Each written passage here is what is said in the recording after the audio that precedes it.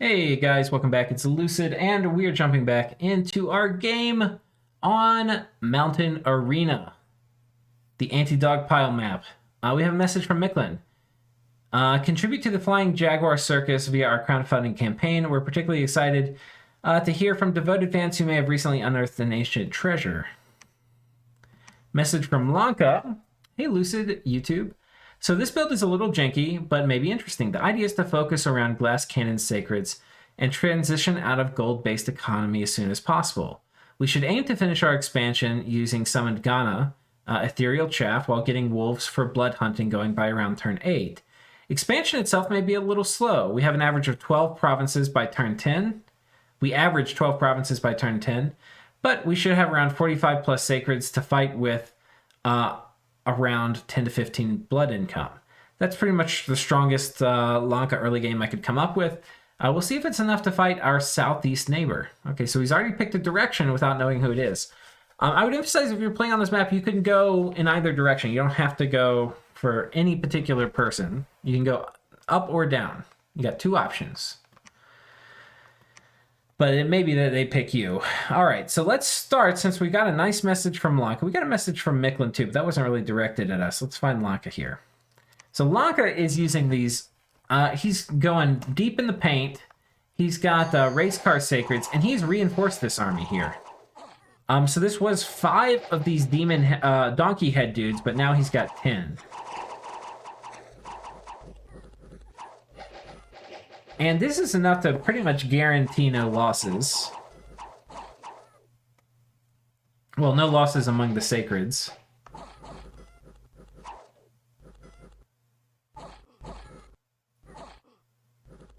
Yeah. So loses a few Marcata archers. Kind of interesting. A lot of times, I think Maryland was saying the Marcata archers don't get targeted. But here it seems the AI targeted them. And I don't believe these guys are going to be able to cross the river. So he's a little bit pinned in unless maybe he can free up the guys and 2 province move into here. The problem is there's elephants. However, these guys should do pretty okay against elephants. Things that matter against elephants are things like defense, how hard you hit, and how quickly you hit. So like these guys with quickness are going to tear up elephants pretty good. Things that you would normally think like, oh, I need to be a strong sacred, like protection, doesn't really help against elephants because they do armor-piercing attacks, and they're low density. So I think 10 of these guys will probably fuck up some elephants pretty fierce. You might lose 1 or 2, but that could be okay. And I think it's totally worth it to get out here and control this choke point and maybe start contesting some of these lands. So anyway, this is a very cool build. I really like the idea of seeing like a really anti-greed Lanka. Like a Lanka who's just like, yeah, we're going for like early game power. I'm going to start blood hunting early. I think that's a pretty cool way to approach it. Oh my gosh, I see a lot of long dead here. It looks like somebody's casting in reanimation.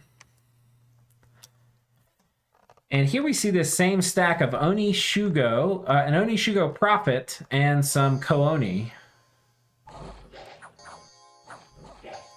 I believe the Yomi player is also a veteran. So he's been in a lot of games. Apparently he's a long-time Dominions player. So I expect good things from him. And so far we've seen very nice expansion. So, loses a couple units here, but that's totally in the realm of acceptable losses. The other thing that's a little concerning, he's working on moving away. He's not trying to go out of this this opening. He may have seen that there's cavemen here, which is, of course, a risky kind of proposition to have to... You don't... This caveman province, especially with, like, Dione and stuff, you don't want to fight these guys for a long-ass time. You need, like, temper flesh and shit, so that's, like, Alt 4. Depending on the bless, but I don't think you do. I don't think you fight them early. But yeah, he's got Long Dead and Aoni and Dione, so... so he has his first Dione, so we'll see Dione expansion probably this turn. Okay, and then coming over to Tiernanag, he's got a She-Lord with... this is... No, I'm not Legolas the Prophet. Okay, and he's got with him a bunch of Tuatha Warrior. And these guys are pretty solid sacreds. I mean, they've got a great stat line. They've got good strength. Some of that's from the Bless, though. But and then Glamour, they're just really solid. And the Javelins works really well with strength bonuses. You can see, like, the 16 damage Javelins is pretty significant. You do have a little bit to worry about fighting these Kooni, is that they have really good attack density.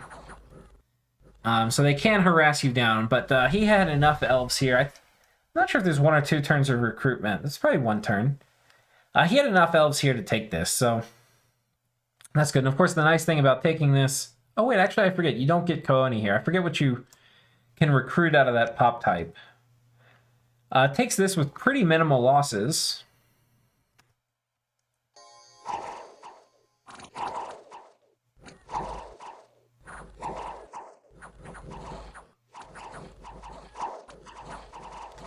Yeah, they close in here with these slingers, but they don't really chop them up. They've got a little bit of defense, a little bit of protection. It's enough for them to hang on long enough for the army to rout. So it looks like this one... I mean, I expect this is going to be 1 expansion party a turn out of Tiananag. That's very strong. And it looks like we're getting basically the same sort of thing with Tianchi. Ooh, they have reinforced their starting army. They've caused the Banditos to run. I mean, oh my god, look how fast these guys kill these things. These guys are so scary.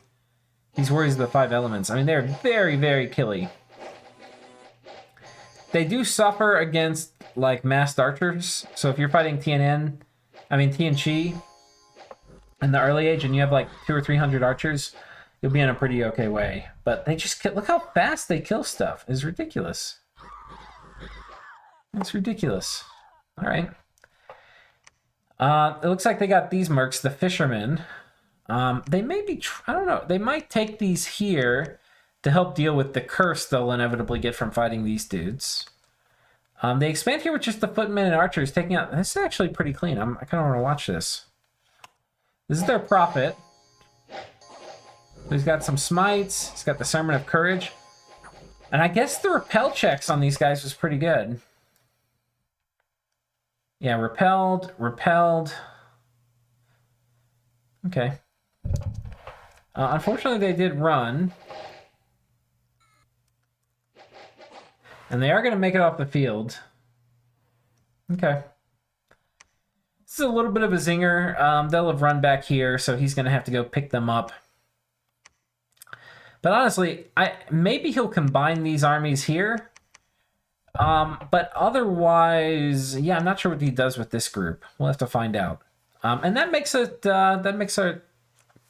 a completion for that column. We'll come over here and take a look at Vanheim. Balin striding outward valiantly. Now, Vanheim can also sail, and sailing is a very good thing to have on this map. Look where these Vanheers are closing with the heavy cav. They're just wrecking these heavy cav. Wherever they touch them, the heavy cav melt. They're very angry.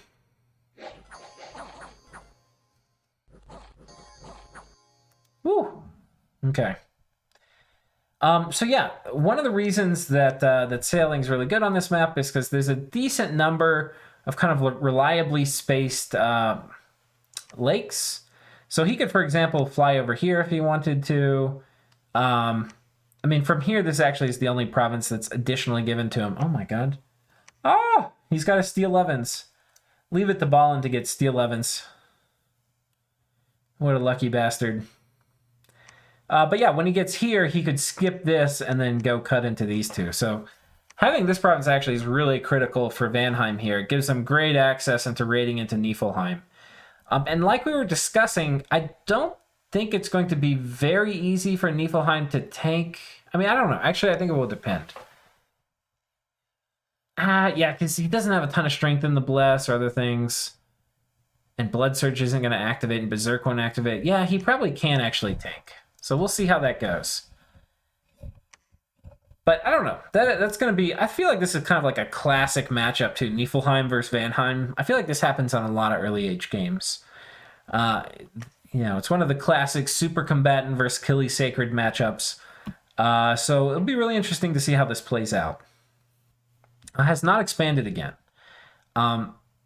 I think with the Bless like this, you probably do want to have about 10 Van Heers, which is usually, especially if you're doing this like Imprisoned Rainbow Thug build, you're not going super high Dominion probably. It's probably 2 turns of recruitment. So if you do that, you know, you can see he's only got 1 expansion party, so he's going to be on the lower end of expansion compared to other people in the game. Speaking of 1 expansion, we see Machaka get a little greedy here, going for it. That this is our first failed expansion of the game. He has these Ethereal Lion Warriors, and they do great. But here's the problem. He put them in this squad with these guys, and those guys ran. These guys probably could have tanked all of that. So these guys having not great morale, having no protection. Too much of their squad HP was lost, and they ran, triggering the Lion Warriors to run, which are a little unfortunate.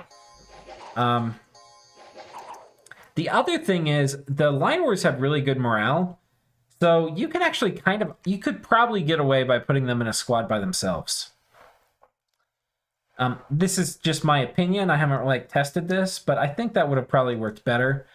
So register that as my official hindsight 2020 opinion. Probably should have put the Lion Warriors in a separate thing. He could have taken this. Down here, the Celestial Lion comes out. What a cool thing. We never see these. So one thing that's kind of funny is that this Pretender chassis, this type of expander, we were doing like this Pretender overhaul mod. The idea was to keep it as close to vanilla. We finished it. I think God,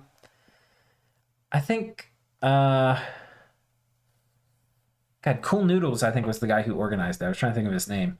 But, yeah, he finished it, I think. But, I don't know. Well, I didn't really use it in my games. People didn't really use it. But it was kind of cool. But in it, we were kind of saying, okay, like, what's the role we want each Pretender to have? Like, for the classes. These flying ones, most of them don't really have a role. They usually can't expand like a Pretender, like an expansion chassis. And to do it, they normally need some really fancy bless. But they're not also great magic users for the most part. You know, like they don't have slots like you would want to do it. They can't, you know, they're not like you're going to put items on them and they're going to super combatant. But this is really interesting because it's, you know, Astral 10 means it is going to be a pretty good caster.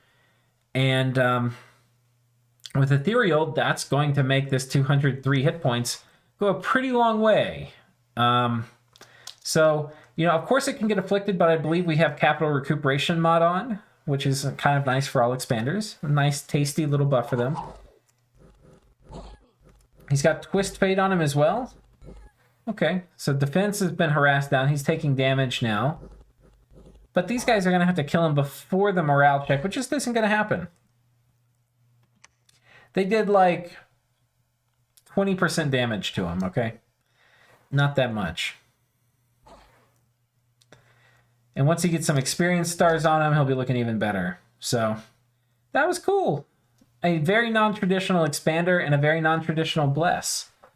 I dig this a lot. And he's got just a boatload of lions here with the voice of the lion, who's going to give them a nice morale bonus. And I think the idea, if you go lions, is they're very killy. They have 2 attacks with high attack skill. You can't script them, really. But you're counting on them just killing everything before they die, because they also don't have very good defense. So he lost 7 of them, which is kind of a lot. Okay, I think I've tried expansion with this.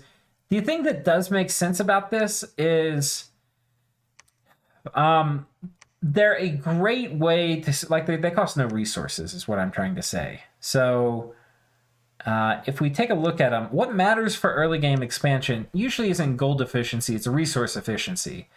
And these guys obviously cost no resources, so you can spend all of your gold. So in that way it makes sense. It's unfortunate they didn't get this. Oh, but that's pretty sweet.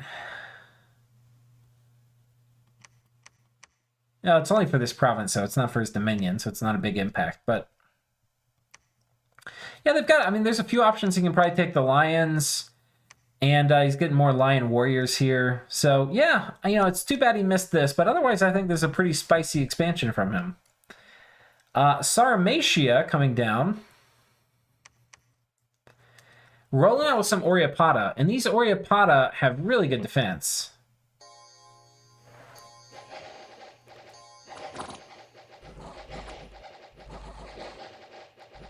That lance charge, they bust these guys up. The Tinglevine's a little problematic for them, but I don't think they've taken any losses. So yeah, that was pretty clean. Oh, and here he runs his Prophet and some Cav into Elephant. Oh no, this is Heavy Cav. This is a Heavy Cav versus Heavy Cav battle. And one side very clearly came out in front of that. So there's a few things we can note. These guys don't have hooves, right? These guys do. Otherwise, 15 defense, 10 attack, 10 strength, 10 protection, 12 morale. Oh yeah, these guys have 5 more protection. And a hoof attack. Yeah, okay, I mean, these are just far superior heavy cav. Hoof attack, better protection. Yeah, they just get mowed down. Yeah, heavy cav are good. So, that's too bad for Sarmatia. You know, I wish this had worked. But pretty ballsy sending him in. There wasn't really a great place for them to go. Sarmatia might have some of the hardest indies. They've got this elephant province. They've got a ton of heavy cav. They've got more elephants here. So they've got 2 elephant provinces. And this elephant province is in a very important choke point for them. Hopefully for them, they can expand out. Take this... take this and then bust out. Otherwise, this elephant province might keep them locked in. There's not... You can send Hydras in. That's one of the things that Sarmatia can do against elephants. I don't know if we'll see it. Hopefully we do. Because, these guys ruin elephants. They are the absolute elephant counter. You just put one at the front and hope the elephants run into them. Because they're going to... The Fear Aura just preys on their really bad morale. All the heads, they're going to kill them quickly. They can't be trampled. They just ruin elephants. So if you're Sarmatia, you definitely have the key to get out of this, right? But if you're committed to I'm going to build my sacreds, these sacreds aren't great against 5 or 6 elephants. But one Hydra will ruin 5 or 6 elephants. So anyway. That is Sarmatia. We'll see if they can get past this, either by side cutting it or by getting some Hydras. Coming down to Agartha, who has a very, very, very interesting build. And I'm interested to see what they do with it. So this regeneration, chill aura, natural protection bless.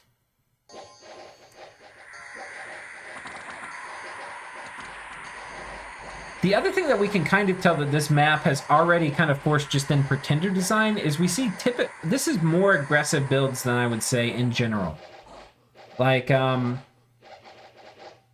This is close. Yeah, these guys are running. Unfortunately, these Agarthans are really slow. So, yeah, I feel like people are doing pretty aggressive builds. And I think it makes sense, right? Because you're probably going to be mostly in a 1v1 or a 2v2. And greed does not pay in those kinds of circumstances. So we see the things oh, he's got an Earth-made flesh. So he's got a super combatant. That's going to be Nature 7, Earth 7, or no, Earth 6 or 7, I can't remember. And then Water, okay. No magic phase on it, I don't think. But still, very cool. And that's it for that column. Let's come over and look at this one. We'll start with Nifelheim, who has finally left their capital. We see they have a Nifl Jarl reporting for duty. I don't know why he didn't do this earlier.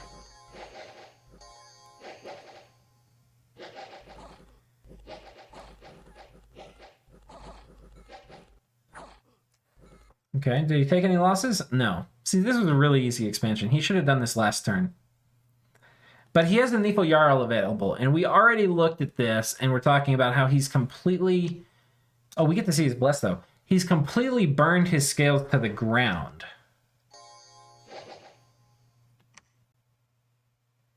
What the fuck?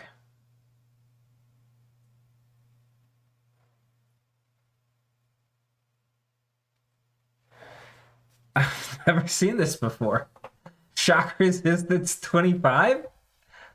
Fire resistance 20? What the fuck? What the fuck? It's the craziest thing I've ever seen. Fate Weaving and a Heat Aura. So the idea is you're not expecting the Fate Weaving Heat Aura Nifl Jarls. I don't think it's... Nobody's expecting that. You combine it with regen. Invulnerability. Don't know about that one. I don't see how this really adds to the total package. But maybe it does. There's some strangeness. I don't know why you need this much. Like, there's some thinking. Okay, Nifelheim, if you don't send us an in-game message, please put in the comments what you're thinking. I get some of this. The Fate Weaving regen heat aura, capiche, I'm bought in. Having a good amount of shock resistance, I'm there for you, right?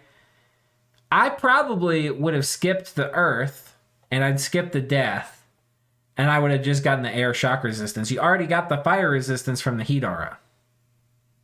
So I don't know. Explain to me what you're thinking. I want to know. I think it's cool. I just don't fully understand it. But I'm definitely looking forward to seeing these Nifl Jarls come out. The problem, though, is like, here's the question, right? This is the question. You're doing a gamble. You're betting that people haven't picked up fire resistance or cold resistance, and this guy has neither. So he'll put these guys to sleep real quick. And you're betting that, like, idiots like this don't do fire and cold resistance. But these guys have both.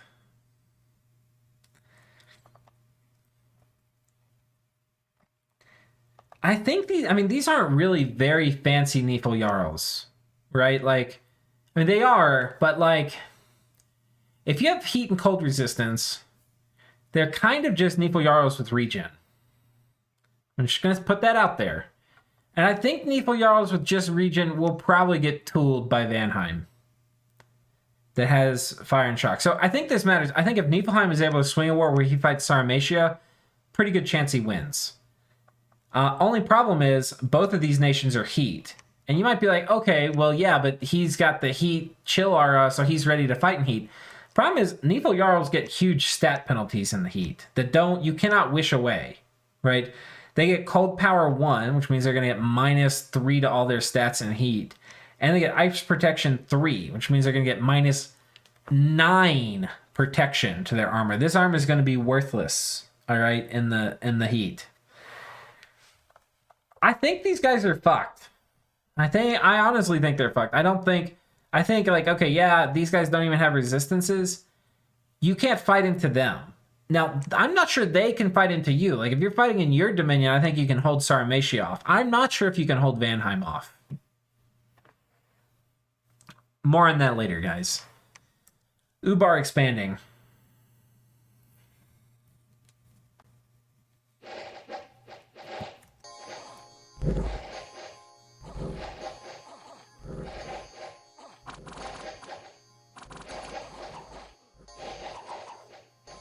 Yeah, that's pretty clean. Pretty big expansion party, but I kind of get it. You can take a lot of attrition with Ubar, and he's probably getting ready to have Jin come out. It's one thing we haven't really looked at. How will Jin do against Yomi? I don't think they do well. I don't think they do well against Yomi. How do they do against Tianchi? Do these guys have magic? They do have magic weapons. Do they have Spirit Sight? They don't, but I don't honestly think they need it. They have such good stats. They're not going to, like, I don't think they'll trade amazing against Jin, but I think they'll fuck Jin up. All right? Like, they'll win the trade, but I don't think they'll win it amazingly because they don't have Spirit Sight. So not sure how this is going to play out for Ubar. I think this actually is going to be a little rough. On one hand, you're like, oh, you can't coalition and take down Ubar, but I've gotten up on the pedestal and preached, you actually don't need to take down Ubar. You can actually just let them be a normal nation and fight them whenever you want to. Tianchi will suffer more from the versus Shaitan and Corruption than Dione do, because Dione have really good morale. The losing one is, of course, a big bummer. You probably want to put fire hats on them anyway, since they don't really have it. And like Dione have 18 morale, so they're hardly ever going to get like actually corrupted. You put a fire hat on them, and then it's like forget about it. They're never getting corrupted. All right. So, and then you have to kill these guys in melee. These are in an assassin battle. They have wolves. They're Death 3 mages spamming horde of skeletons. Oh my god, it's so... They have 2 forms. It's so hard to kill them in an assassin battle. And then that's even before you put gear on them. I think it's gonna... And this also is a really good player. So, I think Ubar's in for a really tough time. Okay, Hinom... They have busted out of their little 3x3 nice and early. They've got a Rapite Warrior. A lot of Avites here. Sleep Cloud coming in clutch. They get bleeding on their Rapite. They might lose him. I believe it's a strength check to get rid of it, so he's got a good chance to get rid of it, but he's losing a lot of HP. He might bleed out.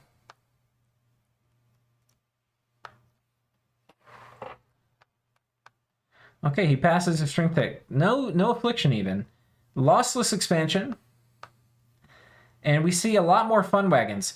He's also sending out a Horite Shaman. He had talked to me a little bit before the game, asked if I had any tips. My tips were send out a Horite Shaman nice and early and site search, because you want all the gem income, but you especially want death. And that's how you can do some reanimation nice and early. So we'll see if he does some of that. But I definitely approve of the fun wagons as well. That's going to be really cool, really good. An Inkpot End, that's going to be an unpleasant little surprise for him. And Hinom's a really versatile nation. I think they can they can definitely kill Dione. Like, I would say pretty trivially. And they could also maybe kill Tianchi. You have to be really careful who you send in against these dudes, though. I mean, these guys are not going to like getting ridden over by fun wagons. Especially if you get, like, Legions of Steel on the fun wagons. This is, by the way, a fun wagon. All right. They'll trample these guys up pretty good. I don't really understand this matchup very well, how this would go. These are very killy sacreds. I would not really be trying to super combat in them. But I do not think you want to march these guys into a lot of tramplers. That's just my guess. But Hinom's a pretty flexible nation. So that's it for that column. I think we've done Nifelheim and we've done Hinom. And I think we've done Lanka? Yeah, I think we've done all this. I think we have done all this. Oh, we lost the Master of the Way here. I don't think I noticed that before. That's a bit of a zinger. All right, guys. Well, thank you so much for joining, and we will see you all in the next episode. Take care.